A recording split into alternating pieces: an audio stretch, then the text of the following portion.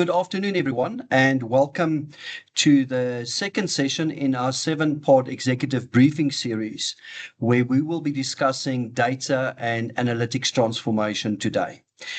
Joining me are two of my colleagues. Firstly, Andre Mini, who's a very seasoned data solutions architect, and Vishal Mahabir, head of advisory.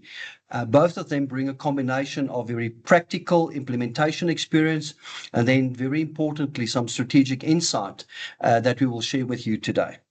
Now, today's session is structured around two key things. Firstly, we're going to explore, let's call it the challenges and the trends that we're seeing in organizations today. Making big investments, but not necessarily seeing the value that we expect from the data. And then secondly, we're going to shift to a very practical way of looking at the Microsoft-based data architecture. What does that look like? How does it enable your organization?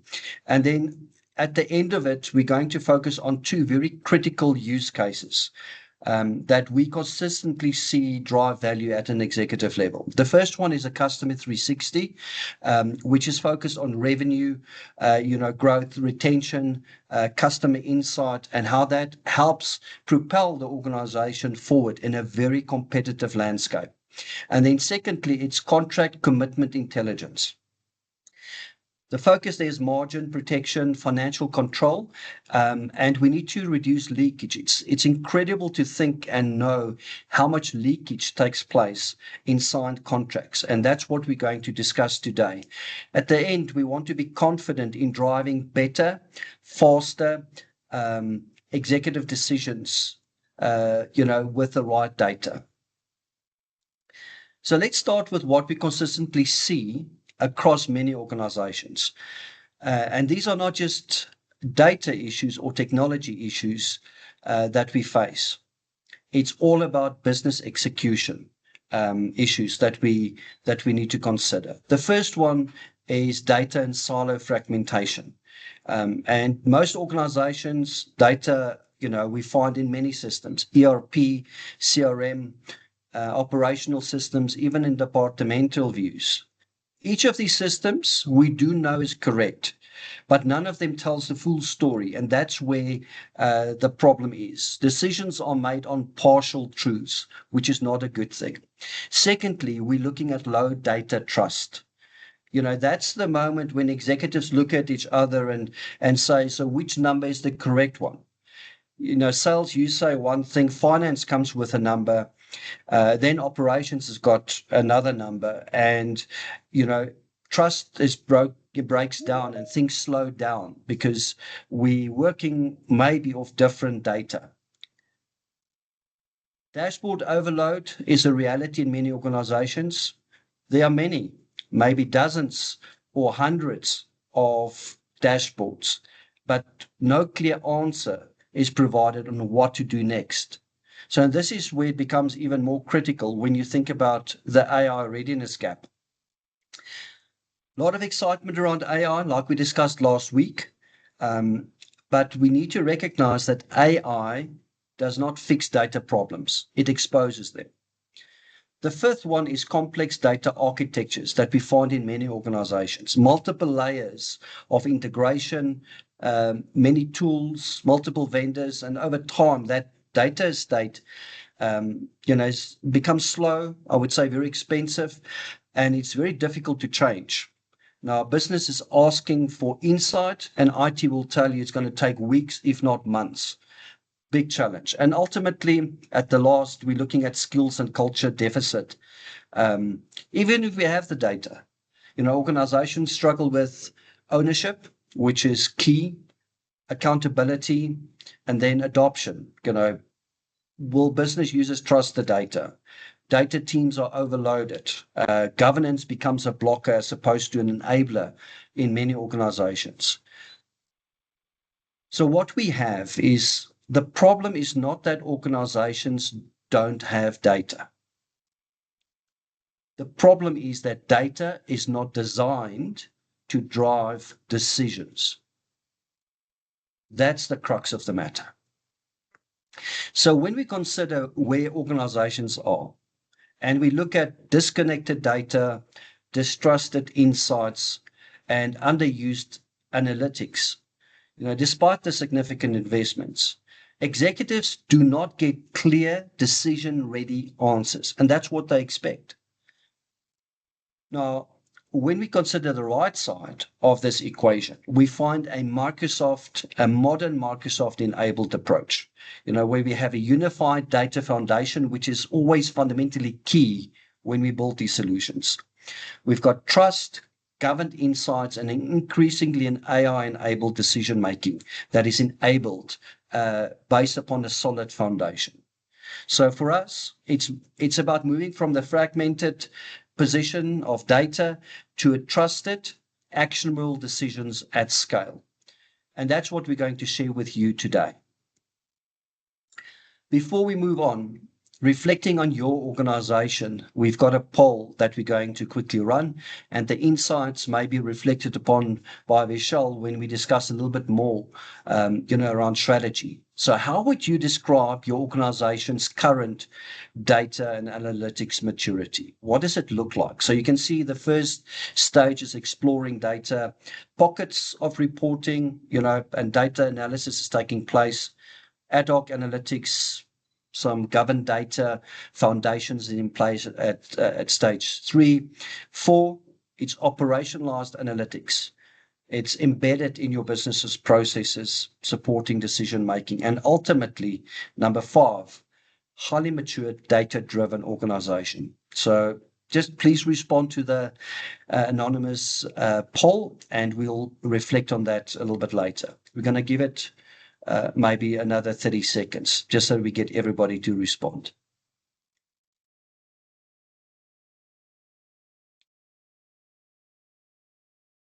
Excellent. And thank you very much for participating. Now, we always need to consider trends and some forward-looking statements. And what we found is a real shift that we've seen in the marketplace. And the first one is a shift from pipelines and reports to reusable, measurable, and trusted data products. I'm going to tell you more about this as we, present also the use cases. Secondly, metadata management is now foundational to cataloging, lineage, and AI-driven use cases. Critically important for us to understand. And data governance is becoming the control plane for trust and AI readiness. Not in 2 weeks' time, but I would say in 4 weeks' time, on our 4th session, we're going to go into depth around data governance and its importance in helping organizations manage the data in a responsible way that will drive measurable value. So very important that we consider this. This slide shows us that Microsoft leads across the core data stack. So from cloud database management, where your data actually runs, all the way through to analytics and AI. Microsoft is recognized as a Gartner leader in multiple categories.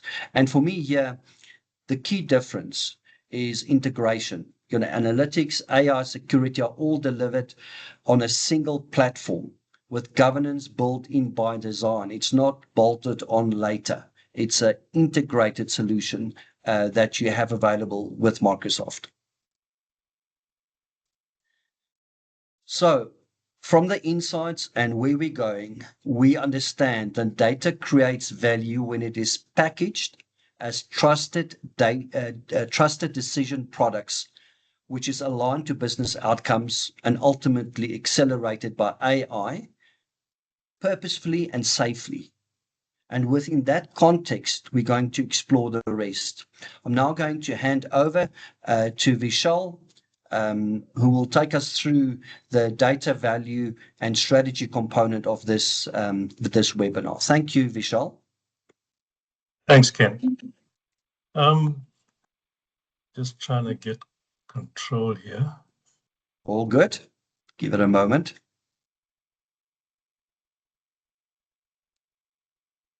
Don't seem to have it yet. So if you're struggling, I can help you with it. Okay, no, go for it, Ken. You can move on to the next one.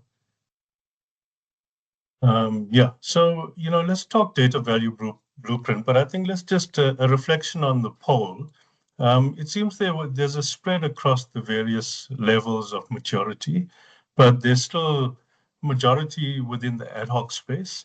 But I think there's good representation across the stack from that point of view. But Okay. Ken, if we can move on.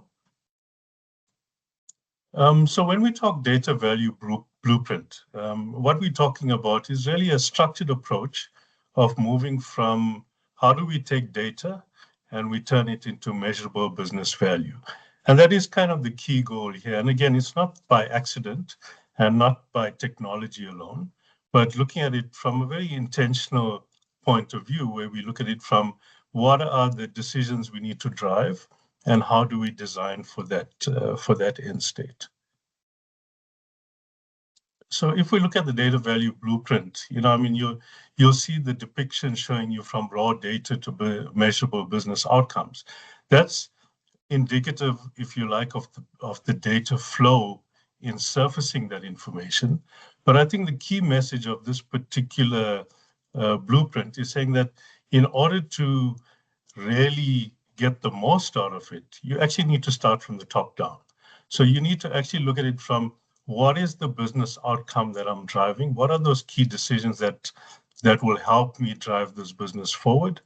Then building what we term a minimal data product that's going to give us those answers or those, let's call it those insights. Then looking at establishing that trust layer, delivering those dashboards and accelerating with AI. So again, although we flow it from the bottom upwards, it needs to be intentional from the top to the bottom, understanding what those outcomes are and how we're going to get to the answers that we need. Some of the common pitfalls that we find ourselves in is, Ken mentioned the proliferation of dashboards. It's a real problem because now you're sitting with, 20 plus dashboards in front of you, and you're still not really equipped to make the decision that you need to make. Data governance, it's refreshing to see that, there's a mix of maturity in that, which shows that there is an appreciation for data governance in the space. And again, like Ken mentioned, AI is not going to fix your data problems. It makes it visible. So in order to trust the AI layers that we're going to build on top of these things, we need to trust the data that underpins it. If we're looking at it, just in a little bit more detail across the stack here, the rule is every data initiative must map to one executive decision. Kind of sounds, a bit airy-fairy, but you'll understand why this is important, because the question you need to be asking yourself is which business decisions, if improved, would move revenue, margin, risk, or cost. And if you look at it from a business point of view, it's all about, how do we make more money? How do we keep existing customers? It's about how do we protect our margins? How do we ensure against leakage? How do we manage our risk?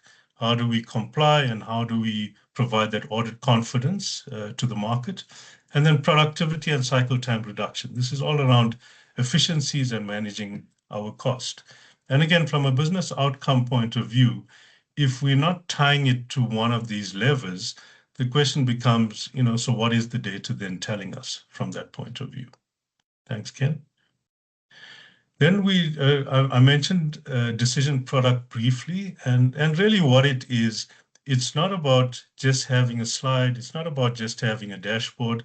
The reality is if I present you with the information and it doesn't trigger a decision from your side, then use that as a measure to know that then it's not considered a data product. So what is a decision product then from that point of view? So it's a reusable governed data asset designed to answer specific executive questions. So why it's loaded words, but in essence, what it means is it's well considered, it's tied to a business outcome, and it's repeatable. So some examples you can look at are things like your customer 360 intelligence dashboard. And really what that is saying, what we abstract into that dashboard is all the key data points that are going to allow us to make strategic decisions about how do we attract our customers, how do we retain our customers, how do we manage their journey with our organization. Another example would be a contract commitments dashboard, and that's primarily faced towards the CFO, but the view that you're going to get from that is understanding how are we managing our contracts? Are we managing them to the best outcome for our business? Are we managing them to their detriment? And the only way to know that is, again, having a decision product that precipitates those key data points that is going to allow you to make key decisions as to how we manage that going forward. Another example is, sorry, Ken, if you can just go up one. Yeah. Yeah.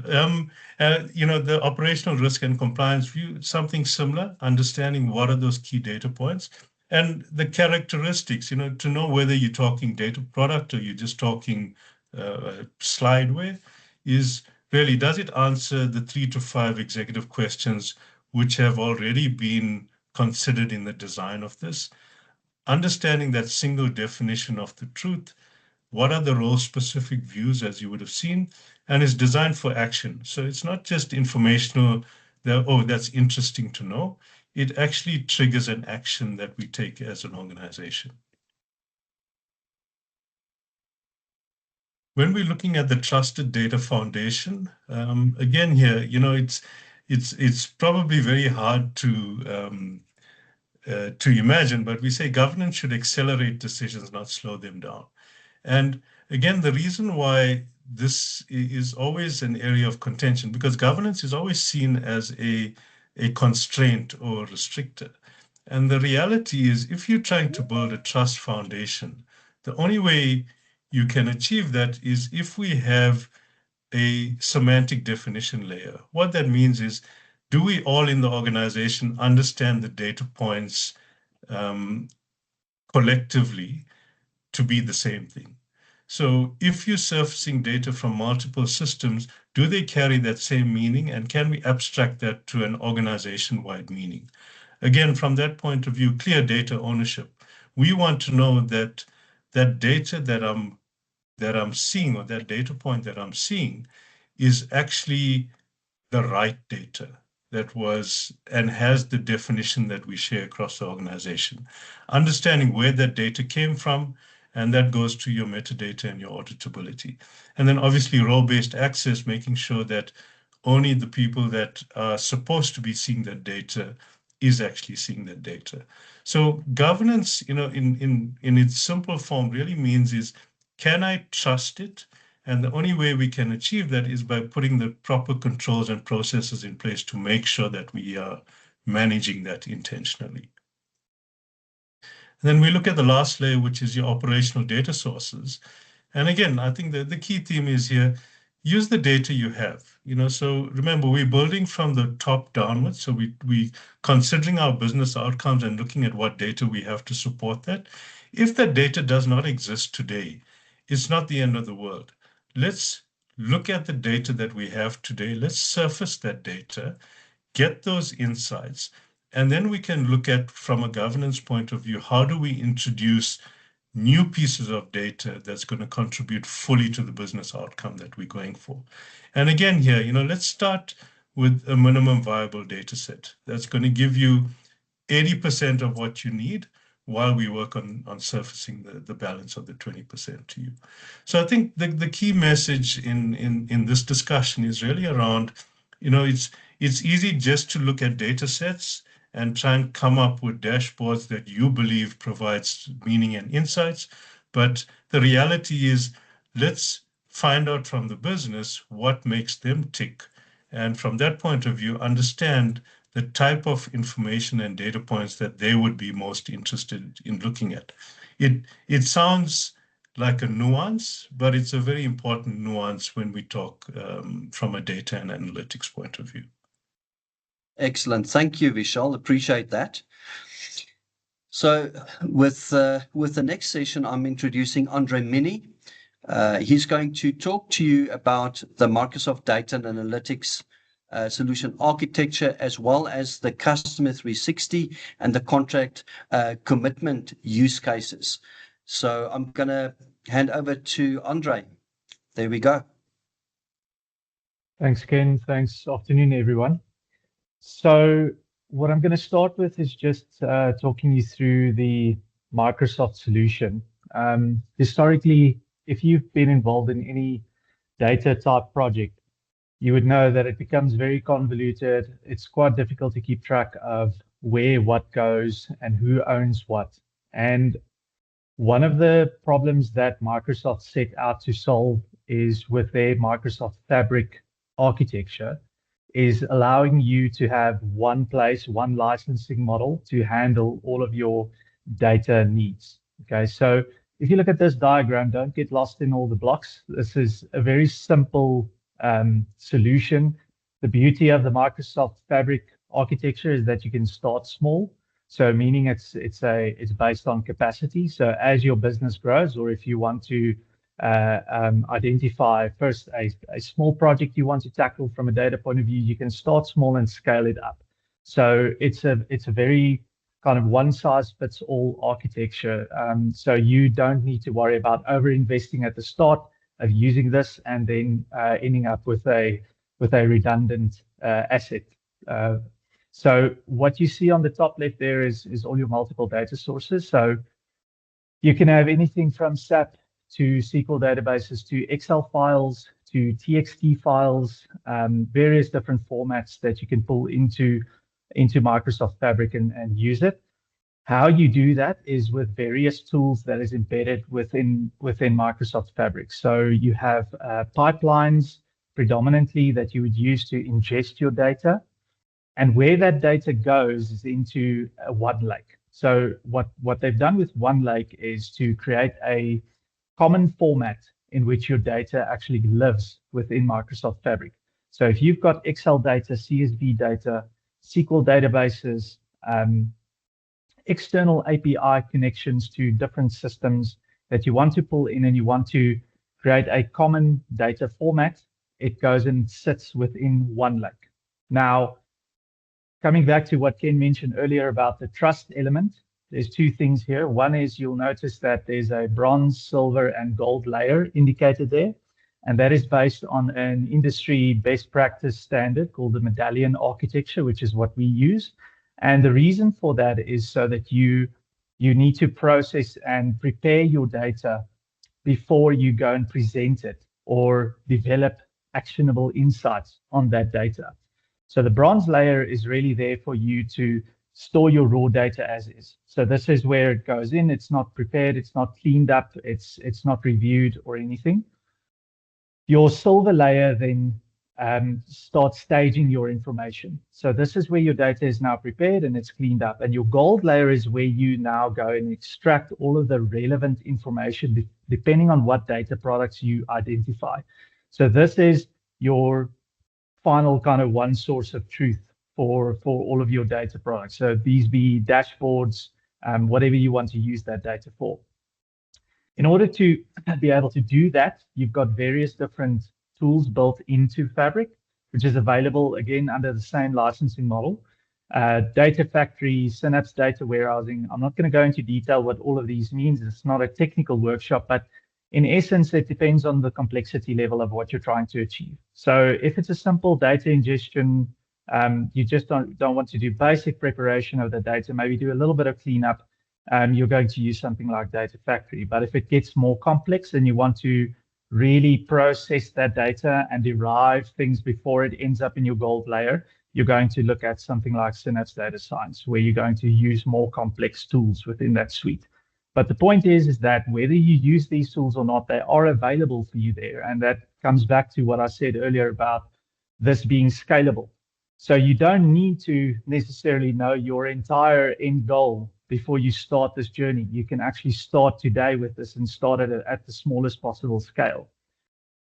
Bolted onto that is obviously Microsoft Purview, which goes into your data governance, your data classification, making sure that data products are not exposed, especially when we're dealing with things like personally identifiable information, those types of things, financial data, that's sensitive in the organization. You don't want to expose that to everyone that's got access to Fabric.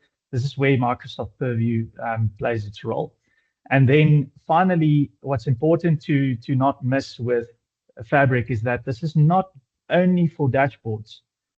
Your data, because you've now cleaned it up and you've created a common kind of one central source of truth, you can actually expose that data to other systems within the organization as well. So this is quite a good trick if you're planning on building out new applications or maybe new agentic AI products, right? This is where this plays a big role, because you can then expose that data to, in the form of, SQL endpoints, for example, to use within other systems. So this goes beyond just your standard dashboards and analytics that you usually have, but it also exposes those endpoints for you to use and consume in other applications. Okay, so I'm going to talk through two big areas of where data analytics can play a role. One is customer 360 intelligence, and the second one is going to be contract management, and specifically around contract leakage. So the customer 360, this is a common problem in various different industries. Whether you are a B2B or a B2C business, it's important to understand who your customer is and what that customer's profile looks like, what that customer's behavior in terms of the services that you're providing is, and how you are managing that throughout its life cycle. So the common problem that we've got is that it's quite siloed in most of our industries. You're going to find, your sales and marketing have got one view of the customer, but then your finance department has another, and your legal department has another view of that customer, and do they all understand the same customer profile or not? And this is the problem that it really addresses. There's a lot of data that comes from a customer, from your initial engagement through your marketing tools and CRM, through to customers that you haven't onboarded, that you've got data on, but you don't know how to re-engage with those customers. And then customers that are already part of your ecosystem, whether they're buying tickets, or they've got insurance products, or they have a subscription with you for something. There's data there that is not necessarily seen by all of your different departments within the business. So there's missed opportunity to gain insight out of that full customer view. So what Customer 360 is what it says there: a unified, trusted, real-time view of every customer. Okay, so this is taking all of your different data sources and putting them together and making sure that you get the complete picture of what that customer or who that customer is. Okay, so a customer dashboard needs to obviously also inspire action. So it's of no use to just know that, okay, this customer lives in Gauteng somewhere, but what does that actually mean? What does that actually mean from a demographic profile in accordance with your business and the services that you're providing? How does it fit into the picture of your business and your strategy? And that's where this becomes really useful. So the layers of a true Customer 360 data product, you have your first layer, which is the golden record. So we need to understand where does that exist? Who knows who this customer is, and what do we deem as the correct data source? Now, I see this in many organizations where you might have a lot of different departments and people within departments who understand how to use something like Power BI, and they might be extracting their customer information from CRM. Another person might be extracting that information from your accounting platform in terms of who that customer is, the billing information.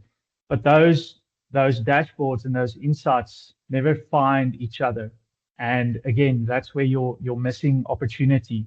And that's what the unified customer profile. So in layer 2, once you've identified, okay, what is our golden record? What is our kind of single source of truth? You're going to base it off of where you have the most relevant and accurate data about that customer, and then enrich that data with supplementary data. So meaning yes, I have my main customer profile, but I've also got supplementary information from my accounting system. I have information in terms of my marketing insights. I have various different data sources that I can enrich that data with.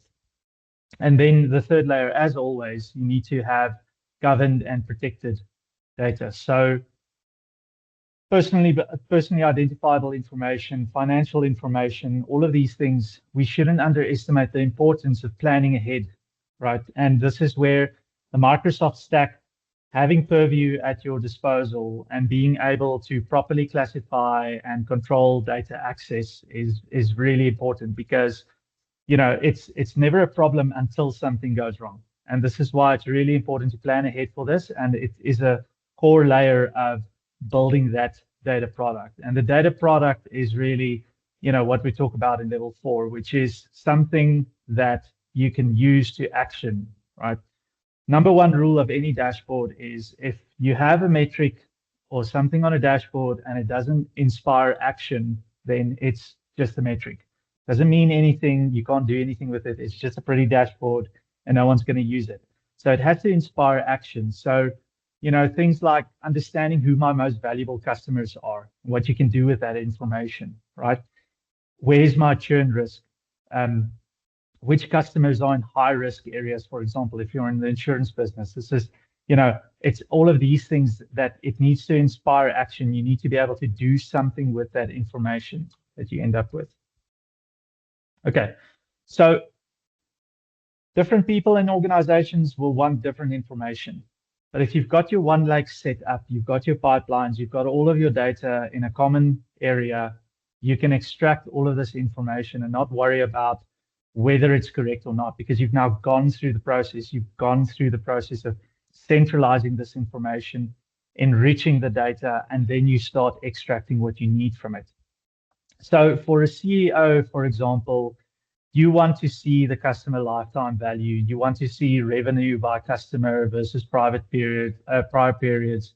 You want to know about any upsell or cross-sell opportunity scoring. You want to see that high-level view of, how healthy is my customer base in terms of revenue and growth. From a risk point of view, so your CFO or risk executives, you need to understand what credit exposure you've got, contract renewal timelines. We'll talk about contracts and leakage and that type of stuff in a little bit. But there's also a customer churn risk that you want to monitor those trends. You want to see things before they happen. You want to be able to predict, if I do this, what will happen, and you've got the data. You just need to use it. You need to process it correctly and have it exist in the right place. For your COO, it's all about the operations, right? So how healthy are our operations? How performant are we as the service provider, for example? A simple example would be if you have a system for customers to log tickets, and those tickets need resolution. Now, I know a lot of your platforms exist out there with all of these analytics built in, but it doesn't necessarily cater to your business and the way you do things. And this is where, if you have gathered all that information in a central place and you've enriched the data, you have the ability to now customize and tailor things to how you want to read that information and what is important to the COO or the service manager or whoever is responsible for actually looking at these analytics and actioning them. From a strategic and market view, so business development executives would want to know, customer strategic priorities. They would want to know how competitive they are in the market. So this is where you would have data from perhaps external parties, information that you bring in and enrich that data, and you can start doing cross-color correlation between your different data points for your different customers. And if you keep that data alive using pipelines that live and run in the background, and it keeps enriching that information, you keep this alive. I know there's a lot of effort that sometimes goes into putting together dashboards, and that first dashboard always looks fantastic. and you get some really good metrics on that, and the cards are beautiful. But now it needs to be maintained, right? So someone has now spent, let's say, 4 weeks on building a dashboard and getting all this information, but now it has to actually, be refreshed on a weekly basis somehow, and it needs to be maintained. And this is where things, start crumbling. If you have the right architecture in place that pulls all this information on a scheduled basis, whether it's micro batches, whether it's monthly data that's being pulled in, it doesn't matter. It can be tailored to whatever, how you want to read the data and how often, what the frequency levels are. So how do you get to that point? And again, I'm going to hammer on this point that with Fabric, you can start small. So you don't have to tackle this as a year or 2-year engagement. We know data projects can become really complicated, and it goes through months of discovery, and we usually end up with a scope creep across that, and the project just gets delayed and delayed and delayed. That's the kind of typical life cycle of these types of projects if it's not project managed correctly. Now, this is why we opt for a Gajima fast start. So within 2.5 months, you want to start unlocking value from these dashboards. Okay, so you don't want to go and, as the previous slide said, boil the ocean and just grab everything and put everything into one lake and now decide where you want to start. It starts by identifying top 3 executive decisions that the dashboard must answer. So wherever it is in your business, it doesn't really matter. If it's 2 to 3 executive decisions that you can make based on data that will make a difference to your bottom line, that will either reduce cost, increase revenue, reduce risk, it doesn't matter. Those decisions need to be identified, and then you're going to get your minimum viable data together, and you're going to push that into Fabric and build out the dashboards and analytics that you require. And whether there's automation around alerts and those types of things, that's all possible within the Fabric layer. But it's important to start and be hyper specific and identify something where you can unlock value quickly and not have to deal with a year-long or 2-year-long project before you actually see the dividends. Once you've got that, the beauty is, again, Fabric, you've now got a foundation and you start building on top of that. And you don't have to scrap anything that you've done because the Fabric architecture just scales up as you go. Right, so if you want to know more about the Customer 360, you can just scan that QR code and then book a meeting with Gajima. I'll just leave that up there for 10 seconds or so. If there's anyone who wants to scan that, then we'll move on to the next part.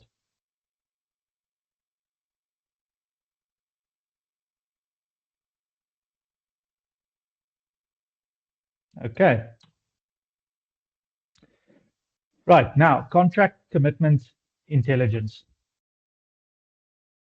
Why is this important? I think with contracts, the biggest thing here, and we've spoken about silos earlier, but I think for me, the biggest thing here is the gap or the chasm that exists between legal, finance, and other departments who need to execute on these contracts.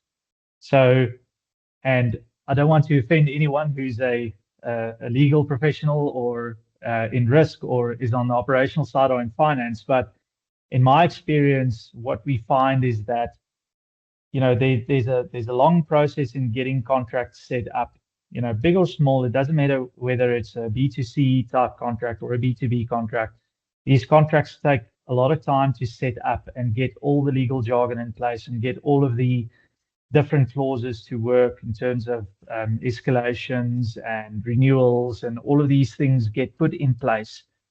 But then once that contract converts into actual business, there's a bit of a bridge that a gap that is not filled, and there's a disconnect between departments downstream that have to now work with said customer or contract and ensure that obligations are met, rules are followed, all of these types of things are adhered to.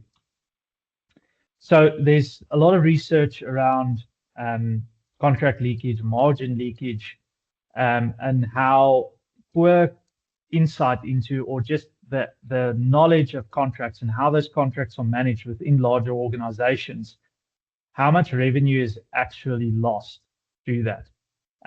Purely because there's missed opportunities. There are gaps that creep in. There's risk that's not managed properly, and it's purely because of the visibility of these contracts, and the information within those contracts are not being passed through the organization to understand where those obligations may lie. So you can look through a couple of these. I mean, one of the most significant ones for me is that 71% of companies report that they can't locate at least 10% of their active contracts. So, you sign business, you sign new contracts up, and then, that gets put somewhere and forgotten about. And then we know about the customer, we know about the engagement, and we kind of, know at a high level, okay, how we're supposed to be managing this customer. But the actual active contract and what we're supposed to be doing around that contract, that gets lost. Okay, so contract value leakage. What are the root causes? So obligation blindness. So I've mentioned, renewals, milestone deliverables, penalty clauses, those types of things. These always become problems once we receive an email that says, hey guys, but as per clause, 14.7.2 in our contract, you were supposed to do this. Or the opposite is also true, communicating with the customer, we only do this once a problem actually arises, and we're not actively managing this information throughout the life cycle.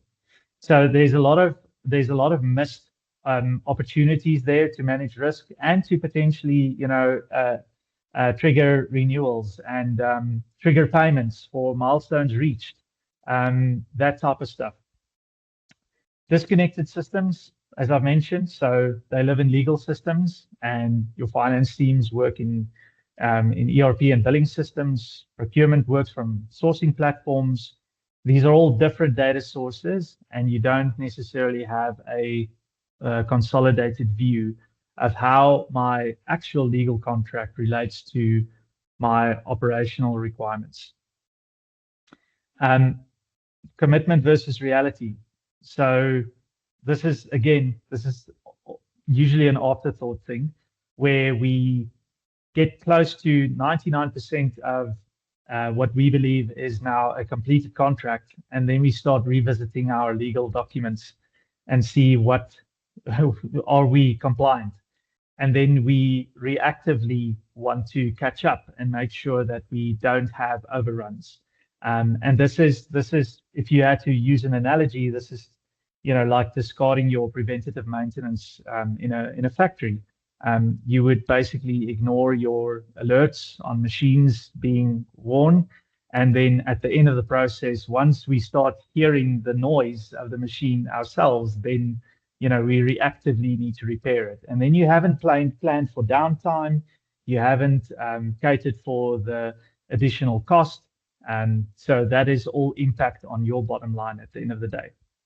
And it's making sure that is actually actively managed throughout a project or an engagement, whatever that contract relates to. And then AI analytics, it can't help you without data. So I've been involved in many AI-based projects where the core problem is always data, right? We know we have this information, but how do we get AI to read it and understand the context? And as we've learned with AI, context is everything. If you don't have the correct context, you don't get the right results from your AI processes, whether it's agentic AI or whether it's background automation that you're doing.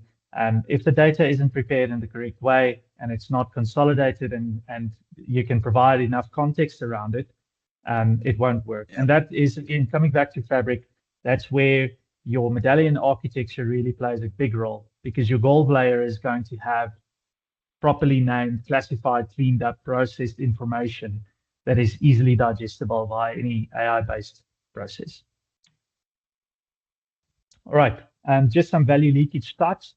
As we said, missed renewals, unforecasted obligations, unenforced price escalations. That's also a big thing.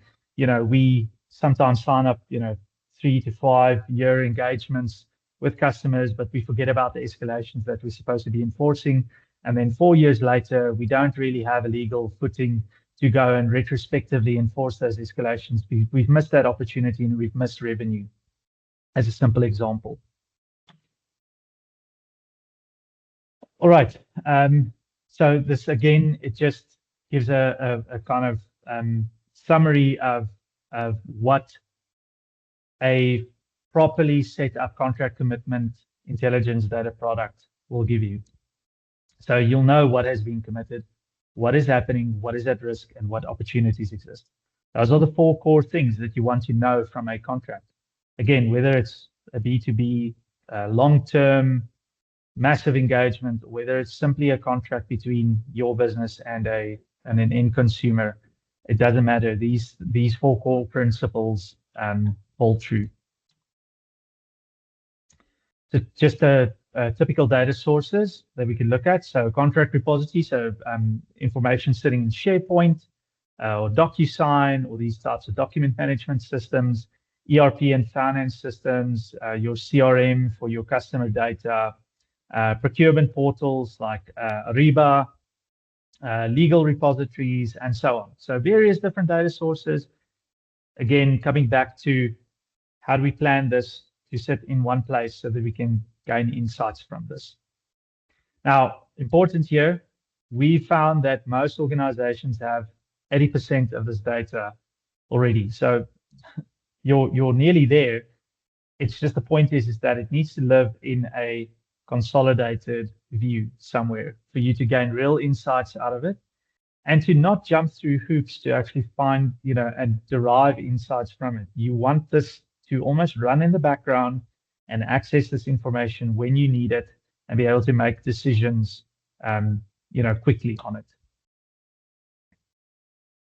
Right, so again, just quickly, the different views that we have. So for CEO, contracted revenue versus recognized revenue, price escalation on opportunities that you've missed. For a COO, you'll want to know your SLA performance. You'll want to know if are there any obligations that you have to meet at certain milestones or certain dates within a contract, and track that against what is actually happening in the business. From a CFO point of view, it's very similar to your CEO, but you want to know what your actual contracted spend versus your actual spend is, which is more important.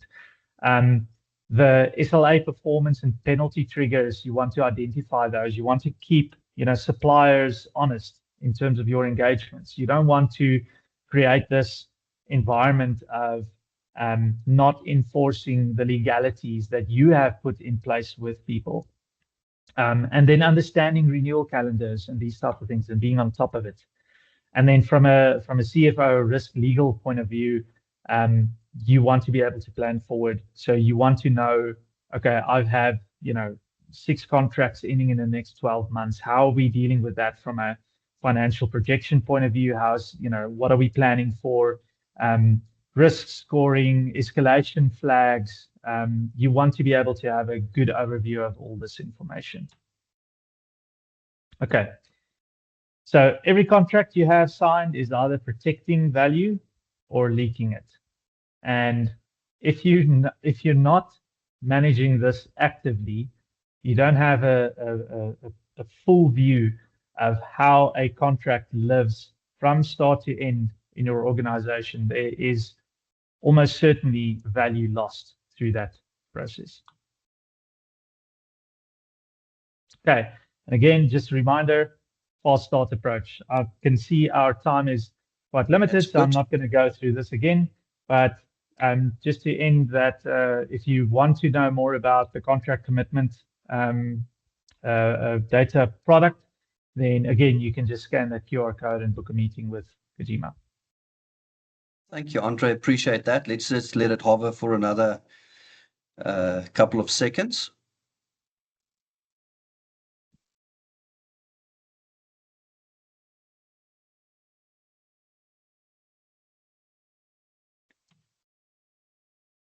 Okay.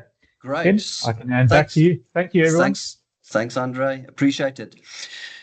So everyone, Kojima has published a number of solutions on the Microsoft Marketplace. And it's important because Marketplace is a very simple but transparent and fully compliant procurement platform from Microsoft. So it allows customers to purchase pre-approved Microsoft certified solutions using your existing Microsoft Enterprise Agreement or committed cloud spend. So this is really good. It means, no new vendors. You're buying through your Microsoft contracts. So faster time to market and value, and with the confidence that the solution is validated and built directly by Microsoft.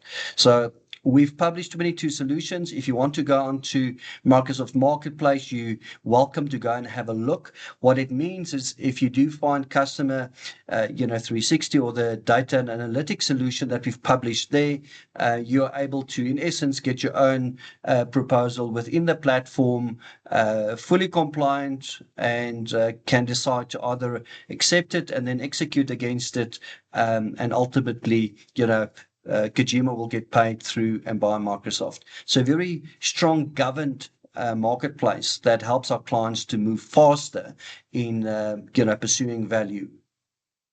The other area that I wanted to mention to you guys is also our dashboard in a day, which is available to qualifying customers and it's for free, where we invest some of our time to send a very strong consultant to help you and your team, up to 15 members, understand how to build our database dashboards within your organization.